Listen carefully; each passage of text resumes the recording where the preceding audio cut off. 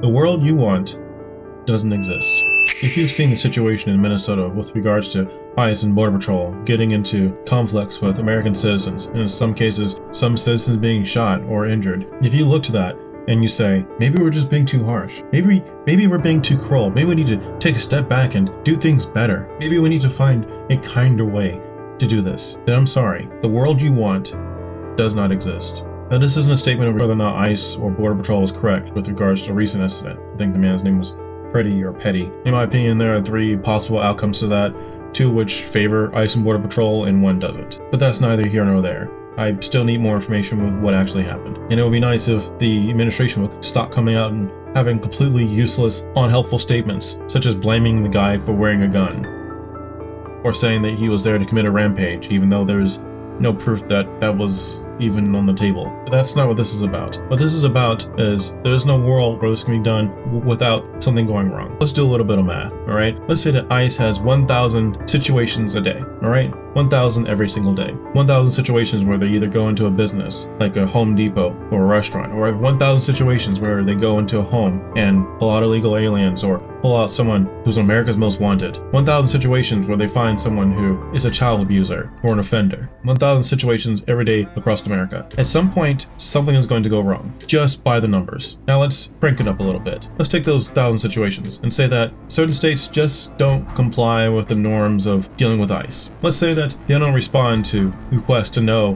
which illegal aliens are in their jails, or who has committed certain clearly evil offenses having to do with children or human trafficking. Let's say the state doesn't comply with ICE requests for information or requests for detainers. So now ICE has to go in and find those people themselves. Let's say the police doesn't work with them. Now ICE has to compile all the information necessary to find those individuals and drag them out of the community. Something's going to go wrong. Now let's furthermore say that in each one of these 1,000 situations or scenarios every day, the community is amped up, believing that some outside racist force is coming in and destroying their beloved community. And let's say that some of these community individuals decide to protest, riot, get in the way of law enforcement, yell in their faces, curse, scream. Something is going to go wrong. Now let's furthermore say that these community members decide to throw bricks, ice bottles, block traffic, put out barricades, set fires, cause destruction of private property. And ICE has to furthermore deal with that without police help. Something is going to go wrong. Every day, these ICE officers wake up and, for whatever reason, half the country and the media has decided that they're the most evil people alive, despite the fact that, if I remember correctly, ICE and Border Patrol are actually overrepresented with regards to people who are of Latino descent. And for some reason, their country has now decided that it hates them. People who work in ICE and Border Patrol come from people of multiple political persuasions, both left, right, and center. It is not just a group of people who are just right-wing MAGA types, and they're people who come from all over the United States, of multiple races, and yet they're considered white nationalists or race traitors.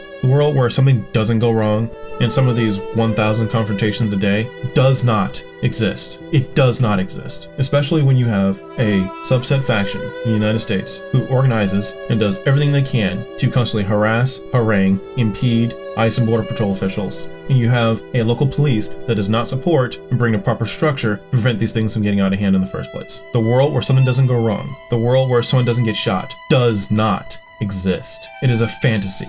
Now, why does all this need to happen? Why is it so important that these deportations happen? There are a lot of reasons, but I'm going to try to keep it short and simple. For the past 80 years, since 1942, when the Bracero program was put in place, I know because I did an entire video on it, we have had visa overstays and people crossing the border illegally. And this has culminated in anywhere from 40 to 60 million people being in the country illegally. Now, both the left and the right has benefited from this in different ways. The right benefits from it mostly in farming and making certain items in industry cheaper to produce. The left benefits in votes, because you see, once people come here illegally, they have children. Then those people grow up inside of a subclass of a system because their parents are illegal aliens. And so they have propensity to vote towards the left. And so there's no incentive to actually get rid of this problem because, well, why would they? Now that at least 15% of our population is either foreign-born or from a foreign-born individual. Now that there are a vast number of economic consequences as a result of an underpaid labor class. Now that someone has decided that,